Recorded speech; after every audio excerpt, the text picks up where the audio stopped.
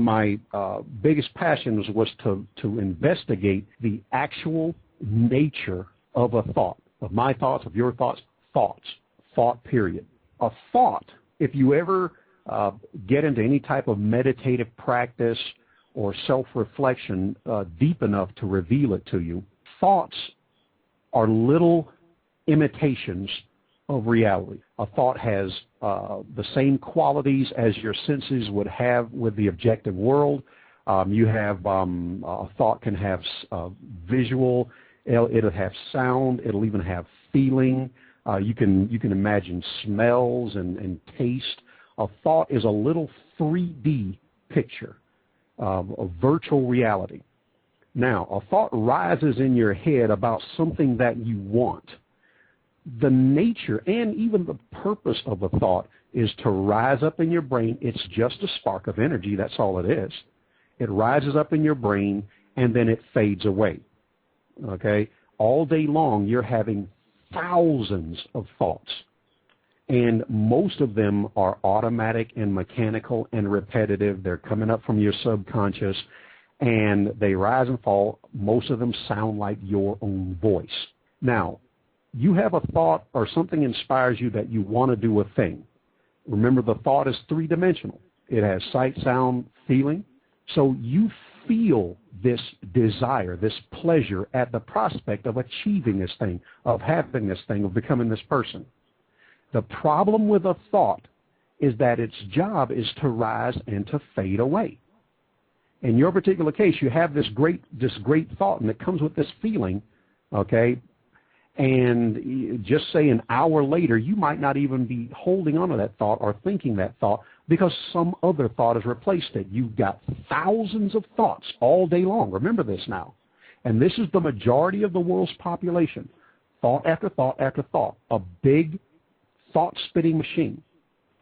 The reason we do not have great focus to be able to hold on to anything for any length of time is because it's not entirely natural to the physical brain itself. In order for you to take that one idea and to cling to it, to hold on, to have it be a dominant part of your life, you have to exert yourself to reach out and resurrect that thought that rose up and fell away. It's somewhere in your memory. You can pull it back up. You can look at it. You can place yourself, your attention into that thought. You can immerse yourself totally into it. You can walk around in it, and you can feel it. You can resurrect the emotion that comes with it. When Jesse talks about The Secret, when he talks about if he talks about Think and Grow Rich, especially in Think and Grow Rich, they tell you about getting yourself into a thought to stoke that desire. As Paul J. Meyer used to say, the zeal of a crusader. Now, you, as a human being, think that thought. You know it's going to disappear. You know it's entirely natural. There's nothing wrong with you. You also know that if you're going to do something with it, you're going to have to daily make a decision that you are going to sit down and entertain that thought. You're going to invite it back up, and you're going to give it your attention. Your attention added to a thought equals, at least for a few moments, or for the time that you are entertaining it, a subjective sense of reality. Entertain the thought. Dive into it. Don't allow there to be any limits. If any fear pops up, just dismiss it, set it aside, stay in the thought. The motivation that you seem to be missing, that seemed to have been there at first and then gone away, will return every time you do that. Motivation is not a kick in the pants, go, go, go feeling over the long term. Motivation is a deep desire to see the thing come about. And it can be very quiet, and it can smolder, but it's there. It's like an inner heat that moves you forward. If you have that thought, and if your emotions are tied into it, and your emotions will become tied into it, if you pour your attention into it, you need at least 30 minutes a day to pour yourself into that thought.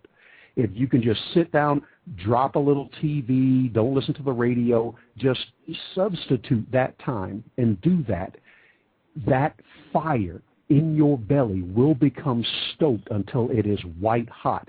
And when you are so invested mentally into that, your mental focus will be amazing compared to other people around you. And it's as simple as that.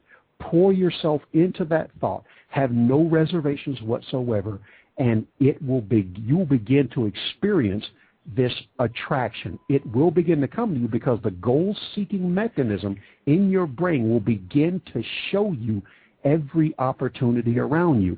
People you never even noticed, books you never paid attention to, programs you never listened to. You heard them, but you didn't listen. These things will start to open up. You'll start to wind up, you meet people. You'll wind up in situations.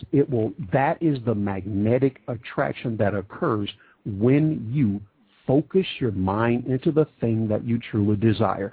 Don't look for a pep rally. Don't look for a wild party. Just go ahead and pour yourself into it. It will take care of itself.